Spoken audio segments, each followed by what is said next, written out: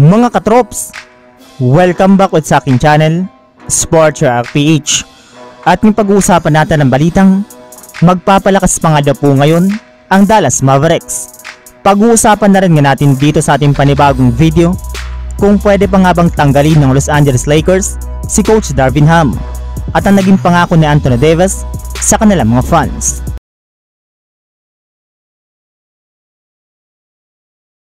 Hindi nga po naging magandang resulta ng unang dalawang game na magkasama sina Kyrie Irving at Luka Doncic sa Dallas Mavericks matapos nga po silang matalo kontra sa mga teams ng Sacramento Kings at Minnesota Timberwolves.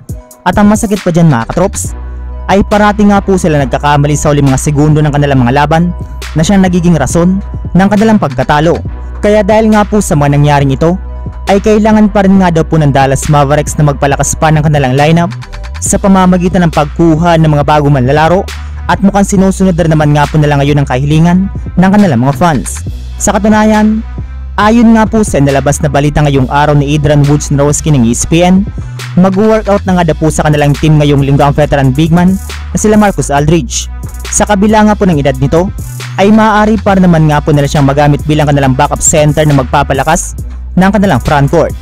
Samantala, pumunta naman tayo sa ating sunod na pag-uusapan, kung pwede pa nga bang tanggalin ng Los Angeles Lakers ang kanilang head coach na si Darvin Ham.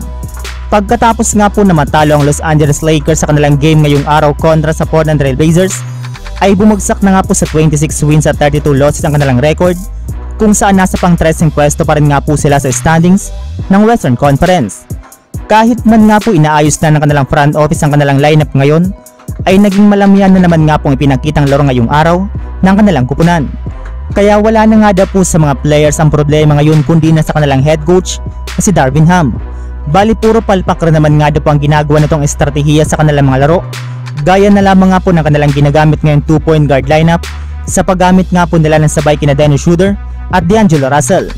Bukod rin nga po dyan ay palpak rin naman nga po ito sa depensa at sa paggawa ng mga adjustment. Kaya nararapat lamang nga daw po natanggalin ito ng kanilang team sa lalong madaling panahon. Pero ang tanong mga katrops, pwede nga ba talagang tanggalin ng Lakers si Coach Darvin Ham sa kalagitnaan ng season? Well, napaka-imposible naman nga po itong mangyari, gayong kung gagawin nga po nila iyan na mas talo lamang nga pong gugulang laro at kampanya ng Lakers. Isa pa, naniniwala naman nga po ang kanilang superstar na si Anthony Davis na kaya pa nga po nila makaabot sa top 10 ng Western Conference gamit ang kanilang lineup. Ngunit mangyayari lamang nga po ito kung magsusunod-sunod ang kanilang panalo sa kanilang mga susunod na laro.